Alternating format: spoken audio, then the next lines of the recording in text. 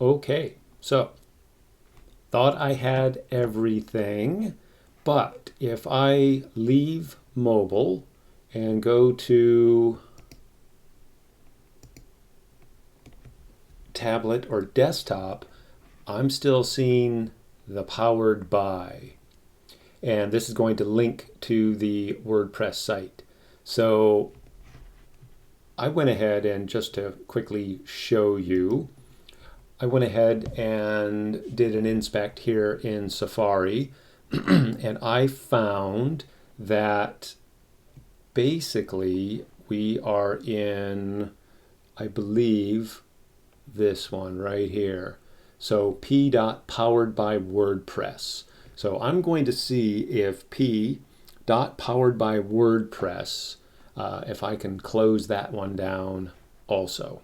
Okay, so let's go back to Chrome and we'll follow our p footer copyright. Matter of fact, I could just add it to this one here, but I'll go ahead and type the whole thing out. So we have p powered by WordPress, so p dot powered by WordPress,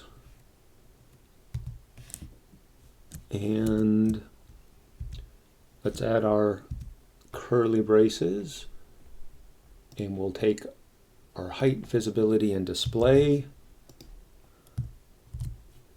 Gone. Okay, so we win, WordPress loses. Okay, so let's go ahead and publish.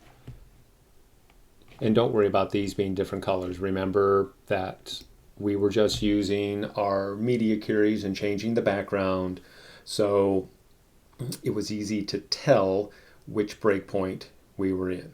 All right, now I believe we have officially removed all of the default elements from the theme, and we are ready to populate the theme with whatever content we want.